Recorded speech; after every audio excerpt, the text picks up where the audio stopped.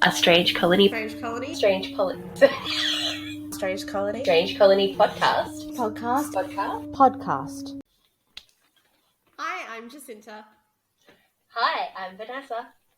We are Strange Colony, and you are tuning into our true crime story time. Oh, what have I done? I've organised the delivery of my car. So I've actually signed the dotted line. It is mine. Finance got cleared, everything. Oh. Whoop, whoop. Still haven't sorted out my license yet, but give me a week from today. I love how you're looking at your watch like that. It's got the date on it. Oh, okay. I was gonna say and the day of the week, it says the 1st of December and it's Thursday. Ah, right. That makes more sense. I'm like, are we counting this down to the fucking second? It's even got the date. Oh no, I did say date. It's got how many kilometres I did today. Fuck me. It's been a day. It's been a day. Oh. Fucking hell. Right, what else have I been up to? Chiropractor appointments weekly, physio appointments weekly. I got my first ever remedial massage yesterday, and oh, they're amazing, are they not?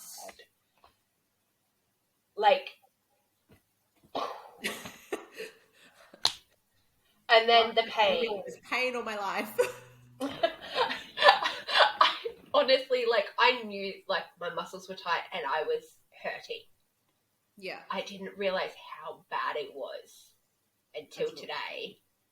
Because all the nerve pain from the actual massage has now eased off, and I'm just like, we can move. We can do the things. Still have some tight areas, and they'll be tight for a while, but that's just my body healing from injuries. Yeah.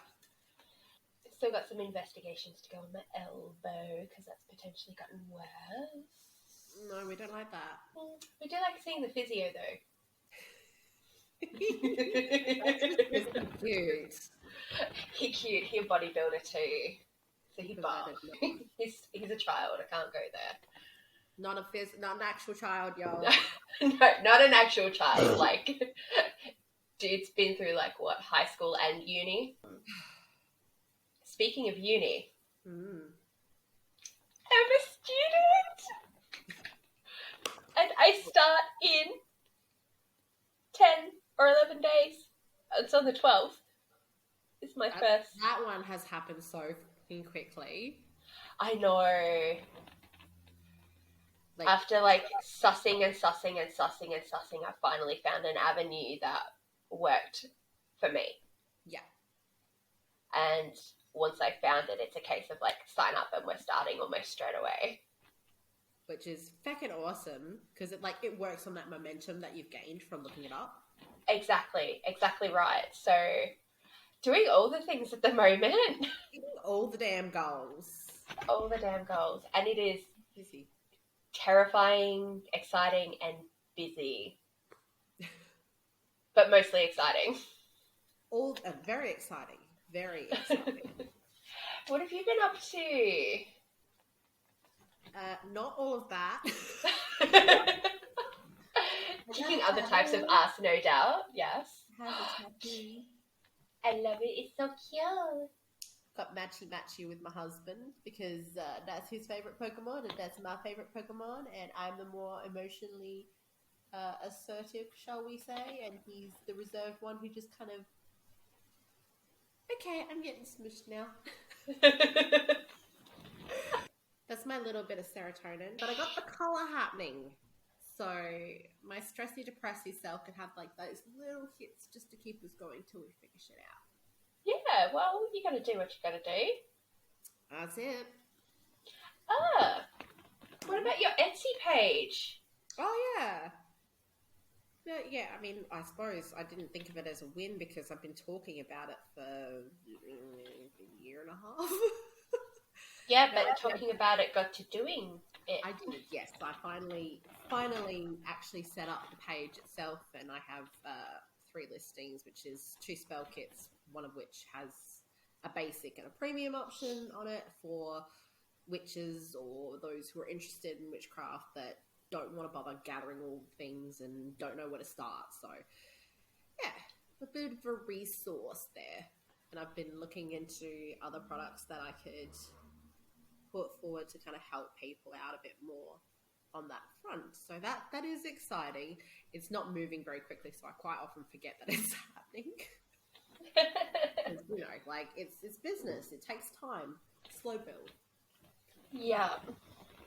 Today we are going to be talking about Francis Knorr. Who the hell is that? Right. So in order to get around to Francis, I have to take you back. I'm going on a little bit of a journey. So imagine Time travel. Victoria, Australia, early 1890s. And you found yourself in a situation, pregnant and alone. You can't legally get an abortion, and the illegal ones can be life-threatening if performed poorly. So you have the child. There's no welfare benefits, so you absolutely have to go back to work. And your workplace requires long hours for you. You're not allowed to take your kid with you. There are no orphanages, originally known as foundling hospitals, because conservatives believe it'll encourage people to behave immorally. So you can't actually give the baby up to a good institution. There is a shortage of licensed nursing homes, childcare at the time, so placements are difficult to find. What do?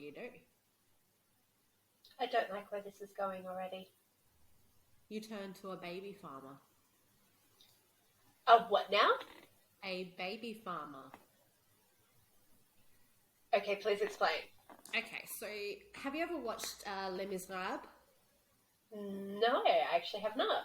Okay, well, the basic premise, this is probably in pop culture where most people will know the idea of baby farming from. So in Les Mis, basic part of the plot line that matters in this context is that there is a woman who needs to return to work and she can't have it found out that she has a child, otherwise she'll get kicked out of her workplace for being a loose woman. So she boards her child with a family and she pays them a stipend for the care of her child, and they're supposed to care for the child. Okay. The child is neglected and mistreated. It's called The Miserable. So, it's not a very happy place. Anyway, that's basically the gist of baby farming, is that you would have these women who would work at home. It was mostly women that were the carers. They would have informal agreements with mothers who wanted care provided for their children. Now, most of the time that would be like a weekly sum paid to keep them ongoing. However, sometimes there would be a lump sum paid along with handing over the child. The implication of the lump sum is that the child was not intended to survive, and the payment was rendered for a quiet disposal, not for caring. This was something that just happened. Baby farmers were demonised, of course. They were all money-hungry people who neglected and or killed infants. Ongoing rumours of slow starvation, unsanitary living conditions for children, physical and sexual abuse was rampant. And, of course, the occasional media expose made the whole thing worse, because that's what the media does. A lot of the time, it was just straightforward childcare, much like, paying a friend to regularly babysit your kids. Or what we know as family daycare. Yes. Well, unregulated. That's the thing. Informal agreements these were.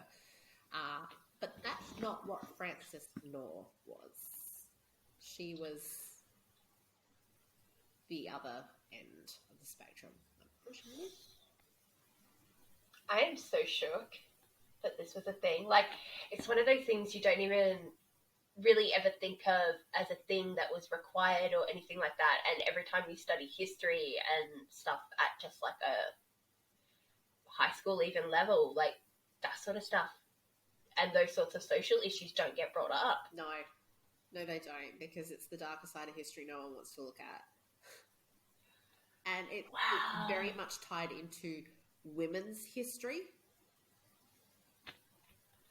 Yep. Enough said. So Frances Lydia Alice Knorr was born on the 6th of November 1867 at Hoxton, Newtown, in the county of Essex in England. She was the second daughter. Say that 3 times fast. 3 times fast. Well done, well done. She was the second daughter of 7 children born by William and Frances Thwaites. So Thwaites, obviously, her maiden name. Okay. So Daddy was a tailor, Mum was a respectable housewife, and Frances received a good education. But Frances was a rebel of a teen, and she fell in with a fast crowd at the age of 17, and she ended up running away to elope with a local soldier from the barracks. You hussy. Yeah, total hussy. So the soldier boy totally ditched her, and she ran back home to Mummy and Daddy in a, quote, dirty and neglected state. Oh, wow. Hey, not much has changed in terms of soldier boys, to be fair. Her parents sent her to a reformatory school to try and get her back on track, but when that didn't help, they shipped her off to Australia, fearing the effects of her evil example on the younger children. So what now? When did that become a thing? I don't know. Shipping people off to Australia, just like, oh yeah, go to this Can't handle you. Yeah, go to this criminal colony. Right? That's also governed by criminals. Right. So Frances arrived in Sydney in 1887 aboard the Abyssinia. First she worked in domestic service, then as a waitress, but Frances had a type, petty criminals, and she pretty much found them straight away. What kind of waitress was she? Like waitress? Alright, waitress. So Frances married, or so she said, Rudolph Rudy Knorr in 1889. Rudy was a German immigrant, a waiter, and of course a criminal.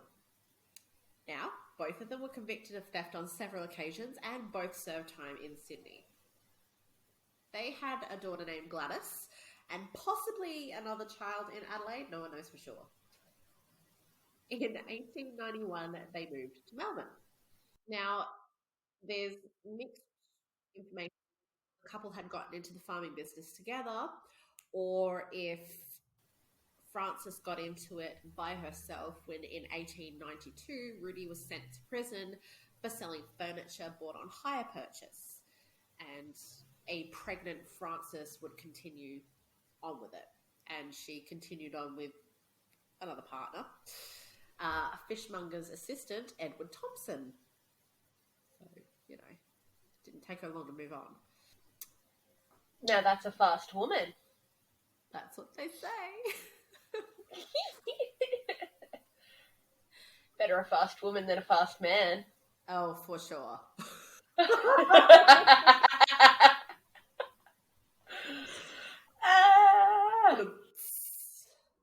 Now, here's where it went down. In 1893, a gruesome discovery was made in a former rental of Frances's, the body of a baby in the backyard of her former Moreland Road home. Police were onto it straight away. They went to another place that she'd lived at previously on Davis Street in Brunswick, and they found 2 more baby bodies. Now, for the first baby found, there wasn't actually an identifiable cause of death. But for the second 2, there was clear evidence of foul play. Now, baby number 2 was likely suffocated, but it was actually baby number 3 that was the most heartbreaking. It was, quote, found that a piece of tape was tightly drawn around the neck of the infant in such a manner as must have produced death in 3 minutes. The 2 infants were never identified, and their mothers never came forward. Oh, yes. Now, Knorr was arrested and she was charged with the murder of the Moreland baby, which was the first one that was found, who was later identified as Gladys Crichton. Gladys was only a few weeks old when she died. The prosecution went hard on their nasty portrayal of Knorr as a baby trader and trafficker. She was the middleman between parent and actual carer. So, like, she would be in contact with the mums and she would get the babies from the mums and she would then pass them on to, like, these poor, needy women who had no other choice but to care for children in their home to be able to care for their own families. She wasn't actually the carer herself. And Nor made her money by splitting the difference between what the parent would pay and what the minder would receive. So, yeah. Now this is a quote from the prosecution. What she did was hire out babies, in some instances pay for them for a time and then cease to pay, and in other instances to take them back, while in some cases it is not known what became of them. If she could not pay to get rid of the child, she had a strong temptation upon her to get rid of the child by other means. Now, can't really say how much stock could be put in the prosecution. They were doing like a full trial by public thing at the time. Everything through the media was like baby slayer, this and that. Yeah. But there were witnesses of Frances's dealing with babies. 2 girls appeared in court to testify that they had seen a baby boy at the Davis Street property. They went out, and when they came back, the baby was gone. And another witness, Lizzie Schofielder, testified that in June 1893, she gave Knorr her sister's child along with £15, British pounds, and she did not see the child after that. Other testimonies painted a gruesome system for baby's disposal with the baby Gladys. Knorr had moved into the house on Monday, and Gladys appeared healthy and hale the day before her death. Now, poor Bubby was buried either Tuesday night or Wednesday morning, like straight after moving in. And Frances moved out that Saturday. So, it was literally moved in, killed the baby, buried the baby, fucked off. The man next door to the property said a child had been sent to him to borrow a spade to dig a garden, but it was returned because the ground was too hard.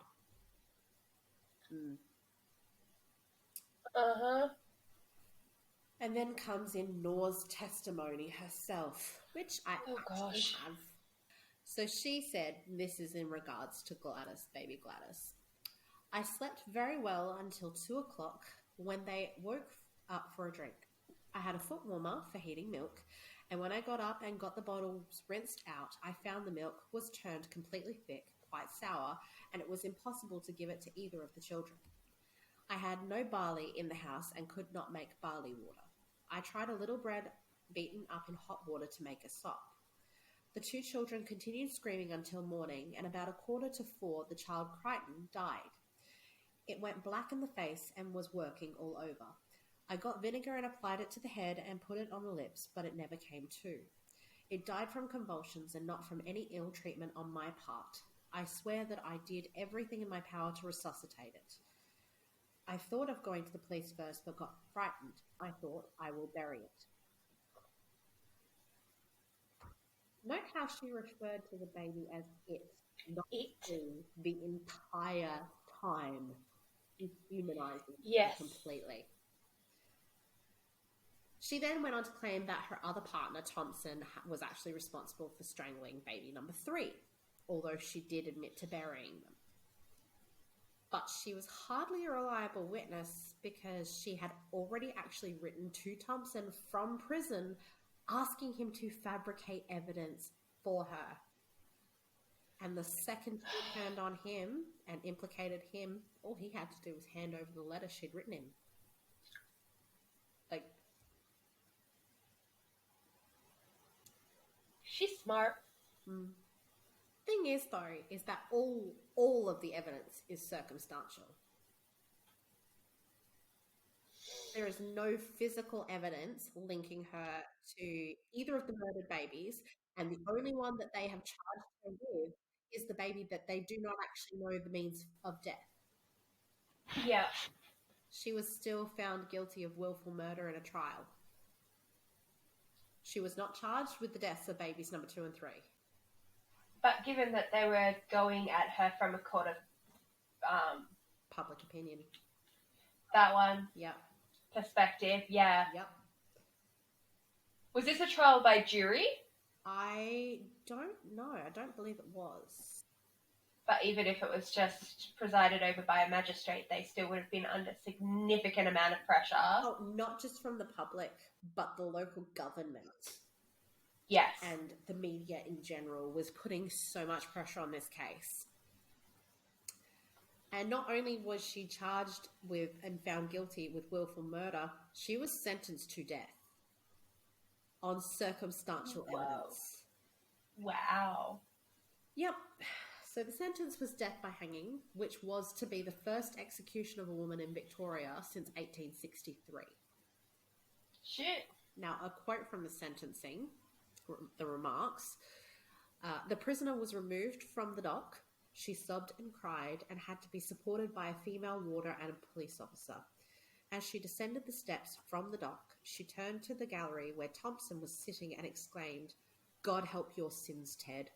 And still sobbing and crying, her last words as she disappeared through the doorway were, "God help my poor mother and God help my poor baby."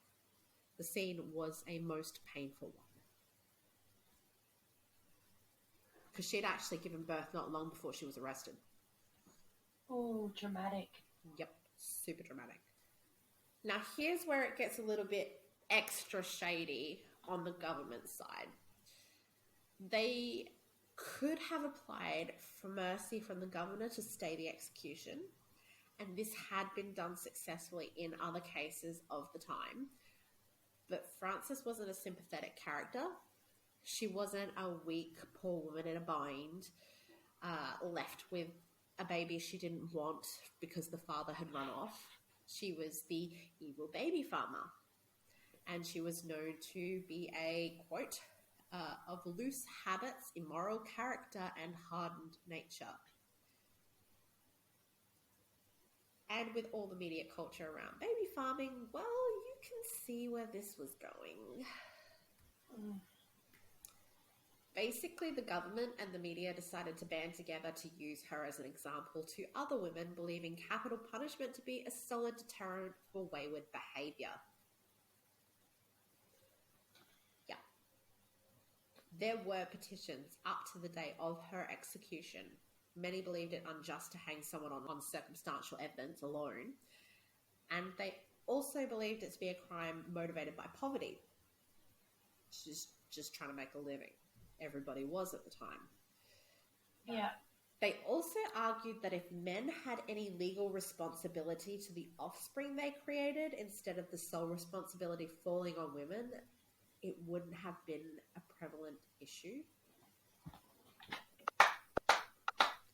And just to put into perspective how much of an issue it was, the city's health officer, Dr. Neal, told a royal commission in 1893 that of about 500 post-mortems he had performed on children's bodies, more than half indicated murder. Jesus Christ. Yeah. Now, possibly the most scandalous protest against Knorr's execution was from the executioner himself. One Thomas Jones had already sent 15 men to their deaths, but when supposedly his wife threatened to leave him if he pressed forward with the execution, Jones the hangman decided to slit his own throat instead and committed suicide. Whoa. Yep. Still, Wow. the execution did proceed, and Frances Knorr was hanged on the 15th of January in 1894. A 1 pound weight was sewn into her skirt to prevent it from billowing and slowing her fall. She did die instantaneously and in front of a crowd mostly consisting of women. Plot twist again, though. After her death, it was announced that she had actually left a letter owning up to all of the murders.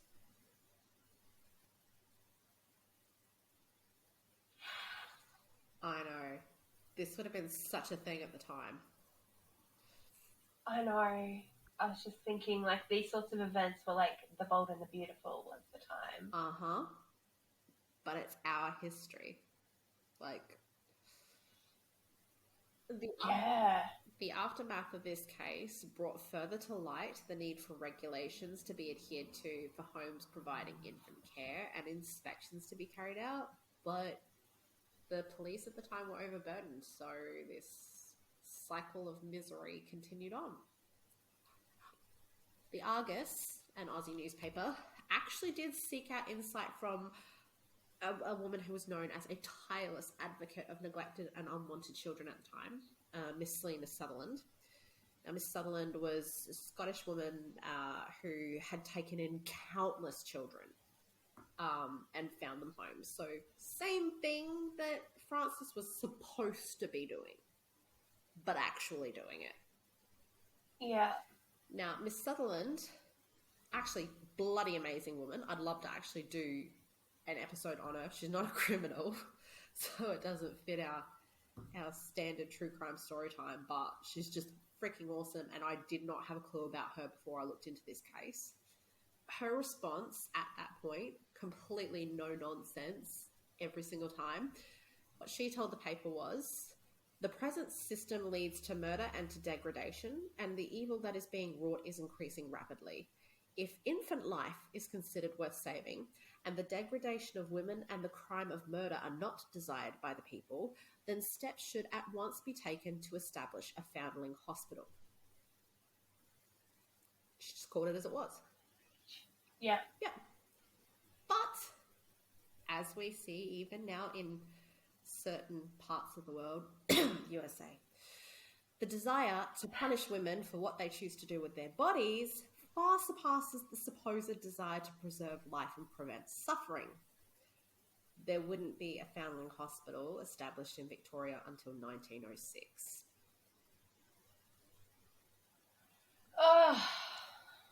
As for Knorr's children, I only know what happened to 2 of them. I don't actually know how many she had. There's no clear... Her eldest, Gladys, saw her 2 days before her execution. They clung to each other whilst they could, and onlookers said it was a pitiful sight. Knorr asked that Gladys never know what happened. But the other child that she had born shortly prior to her arrest, named Rita Daisy Knorr. Now, Rudy and Ted both were like, that ain't my baby. Oh, hell nah. You dirty dogs. Rita Daisy Knorr ended up in the Department of Neglected Children in the custody of the police, and so the cycle continued.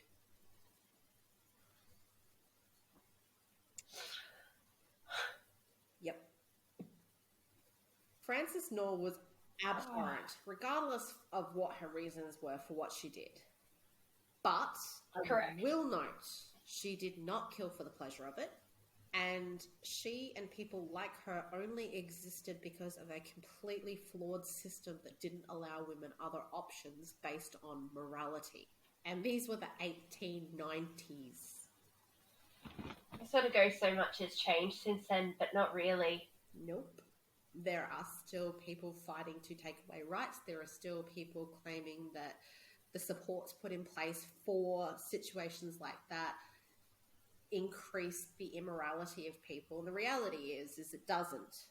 Allowing a safe place for those who need it is not the same as condoning an action. Yes. Just in case anyone was wondering, we're very pro-choice up in here. Oh, fuck yeah, we are. Brainwave. So if you enjoyed this episode, give us a like, give us a subscribe, share your comments. Comment. No nasty comments. I won't talk to you if you're mean. I will. Don't be mean to me. She says she will, but she won't. I mean, mean, if I checked it on occasion, I might. And if you'd like to get into contact with us, you can catch us over on Instagram. We are at Strange Colony 2.0. Bitch, please. Continue. I can't remember the other accounts right We're on Twitter now. Strange. at Strange Colony. Yep. And we're on Facebook, Strange Colony Podcast. We are on TikTok at Strange Colony Podcast. And we have Gmail. Good old Gmail. Again, Strange Colony. Is it podcast? At Gmail. It's just Strange Colony, isn't it? Yeah. Okay. And over on Gmail, which is strangecolony@gmail.com. Get it out, girl. Just get it out there.